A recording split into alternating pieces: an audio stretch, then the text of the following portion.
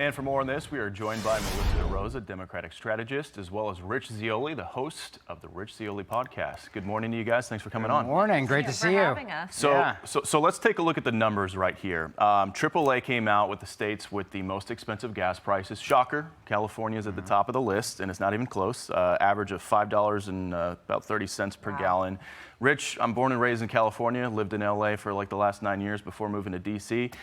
California Democrats demonized the oil and gas industry. They wanted to placate the environmental lobby, the green lobby. Some refineries even said they'd rather eat the financial loss and just move out of state. What is Governor Newsom talking about trying to blame the feds? Yeah, was it Valero, right? $1 billion they're going to spend to shut down rather than stay in business in California because of all the regulations. That's amazing. So the political shapeshifter chameleon who went after the gas and oil industry for years and years and years is now shapeshifting into going after Donald Trump for high gas prices when he purposely wanted high gas prices to force people into EVs. 61 cent per gallon gas tax. And, of course, he also wanted to make it so that you had to have these ridiculous mileage standards that no car could ever reach to get you out of your gas cars. They shut down oil refineries. Could you imagine, though, with all this turbulence in the Middle East, as they're talking about all this oil being imported into California and how dependent it is on these foreign countries, which is just such a travesty. But if we didn't have, I mean, thank God Trump ended the war on energy. Imagine how much worse it would be, right? If we didn't have America's natural gas and oil supply the way it is right now. If people like Newsom and the left had their way, we would be so up the river. Not to mention the American ingenuity and engineering it took in order to get fracking. I encourage everyone to follow the Oil and Gas Association on X. They are lighting up the critics. It's very funny and very clever, and I wish I'd had X when I was press secretary. Melissa, you know, bigger picture on Gavin Newsom.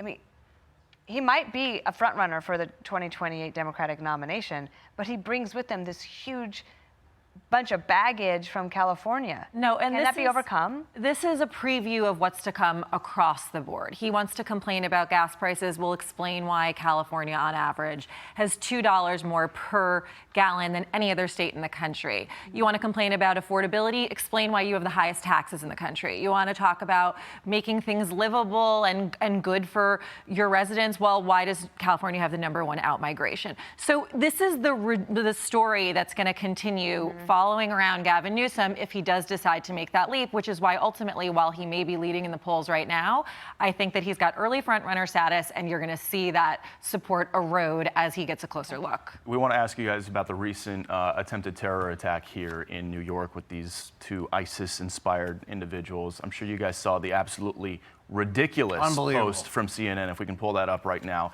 Here's how they described it, okay? Quote, 2 Pennsylvania teenagers crossed into New York City Saturday morning for what could have been a normal day enjoying the city during abnormally warm weather.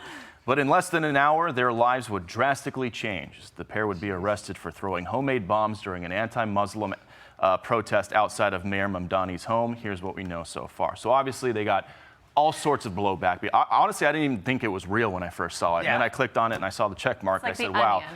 They had to put out a correction. That says in part, quote, a post regarding the 2 individuals arrested for throwing homemade bombs outside of New York City Mayor Zoran Mamdani's home failed to reflect the gravity of the incident, thereby breaching the editorial standards we require for all of our reporting. It has therefore been deleted. Rich, we'll give you the first bite here. It's like, oh yeah, a couple guys on a beautiful day, spoil rich brats from PA, go to New York, they catch a show, they get some pretzels, got a little food poisoning from New York City street hot dog. It's all happened to us, right? Oh, and then they also threw some bombs. How out of freaking touch can you be if you're CNN to write it like that? Like it just happened upon them. Like they weren't, you know, they just happened to throw bombs. They're doing this to make these guys seem like heroes. Let's be honest, right? That's what the original post was about. They wanted to say that they came across a white supremacist rally and they decided to take action. That was what CNN's intent was. And I know we're hiding behind the fact that it's so tone deaf, but really when you think about it, some Gen Zer or millennial or somebody wrote that thinking that these guys were on the side of right. And that's no what editor caught it. And then Abby Phillips later on that night, she had this tease on her show. Watch. Muslims don't belong here after an attempted terror attack against New York's mayor, Zoran Mamdani, and the House Speaker, Mike Johnson, says nothing really to condemn those comments. Okay, so this was not an attack on Mamdani, and she apologized. Let's see if and she pulled it back. She said, I want to correct something I said last night, that the bombs, I don't have it with me here, that the bombs thrown in New York City over the weekend by ISIS-inspired attackers was thrown into a crowd of anti-Muslim protesters and not specifically targeted at Mayor Mamdani. The wording was inaccurate, and I didn't catch it ahead of time. Apologize for the error. So, I mean, I do live TV. I give a lot of grace for people doing that. But as those words are leaving your mouth, do you not think, oh my gosh, what is happening? Well, and also it was on top of the earlier CNN screw up, which that's generous to call it a screw up because to your point, was it intentional?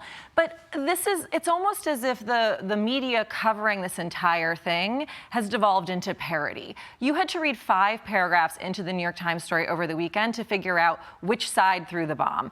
You had Zoran Mamdani going out and going aggressively against the white supremacists who were doing the initial protests and barely got to the people who were throwing the bombs, and still I don't think has called it terrorism.